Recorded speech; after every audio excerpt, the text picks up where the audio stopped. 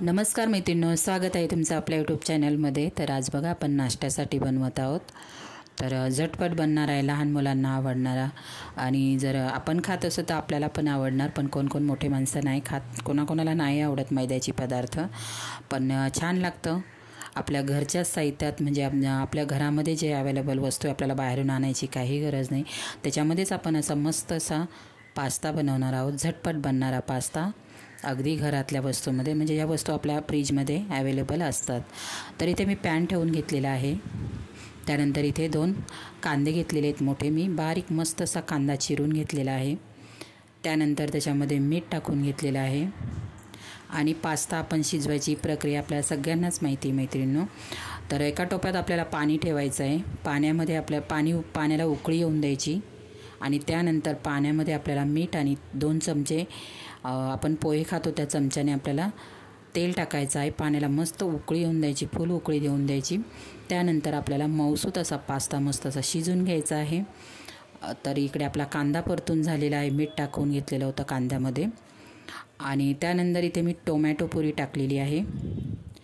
तर मिक्सरला फिरून घेतलेले 2 टोमॅटो, याच्यामध्येच मी अद्रक आणि लसूण टाकून घेतलेलं आहे। मस्त टेस्ट येते, वेगळं टाकण्यापेक्षा एकदमच आपण तिन्ही पण मिक्सरमध्ये फिरवू शकतो। तर आता आपल्याला कांदा, टोमॅटो, अद्रक लसूणची पेस्ट मस्त कांद्यामध्ये परतून घ्यायची आहे, पूर्ण त्याचा कच्चेपणा गेला पाहिजे। आणि कलर येण्यासाठी आपण काश्मीरी लाल मिरचीचा वापर केलेला आहे। तर इथे मी मिरची टाकून घेते, मिरची पावडर टाकून घेत आहे।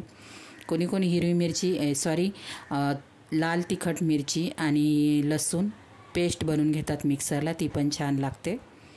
तर मी अद्रक लसूण वाटून टाकलेलं आहे। तर इथे मस्त असं आपला सगळं परतून झालेलं आहे तेलामध्ये व्यवस्थित। त्यानंतर आपण शिजवलेला पास्ता याच्यामध्ये टाकून घेत आहोत।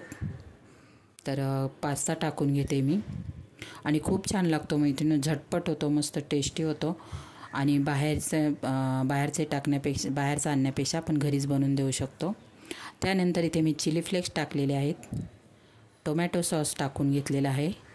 टोमॅटो सॉस खूप नाही टाकायचा, थोडा टाकायचा आहे आणि आपली पास्ताची टेस्ट वाढवण्यासाठी पिझ्झा पास्ता सॉस टाकायचा आहे आपल्या याच्यामध्ये।